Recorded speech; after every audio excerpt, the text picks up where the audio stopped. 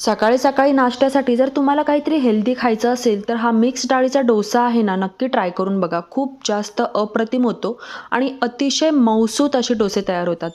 त्यासाठी आहे ना, मी इथे रात्रभर तुरीची डाळ, मुगाची डाळ, चण्याची डाळ, उडीद डाळ, त्याचबरोबर तांदूळ, म्हणजे घरामध्ये जेवढ्या डाळी असतील ना, त्या सगळ्या डाळी छान अशा स्वच्छ धुवून भिजत घालायच्या आहेत. सकाळी उठल्यानंतर ते सगळं छान असं वाटून घ्यायचं आहे. ते वाटून घेत असताना मी त्याच्यामध्ये थोडेसे मखाने सुद्धा टाकलेले होते. मखाने हे ऑप्शनल आहेत, पण जर तुमच्या घरामध्ये असतील तर नक्की त्याच्यामध्ये ॲड करा. आता हे सगळं छान वाटून घेतल्यानंतर आहे ना, त्याच्यामध्ये चवीनुसार मीठ टाकून पुन्हा हे सगळं छान असं एकजीव करून घ्यायचं आहे.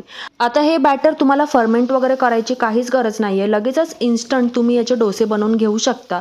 सकाळी उठल्यानंतर नाश्त्याला तेच तेच खाण्यापेक्षा काहीतरी वेगळं तुम्हाला जर ट्राय करायचं असेल तर ही रेसिपी आहे ना, तुम्ही नक्कीच ट्राय करून बघू शकता. कारण की हे चवीला छान आणि बनवायला देखील खूप सोपं आहे. खूप छान अशी जाळीसुद्धा सुटली होती डोश्याला.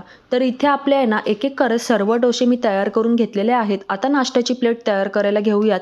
डोश्यासोबत खायला मी इथे टोमॅटोची चटणी बनवली होती. तुम्ही बटाट्याची भाजी किंवा चटणी कशाही सोबत खाऊ शकता. रेसिपी जर आवडली असेल तर तुम्ही सुद्धा नक्की ट्राय करून बघा आणि या नाश्ता करायला.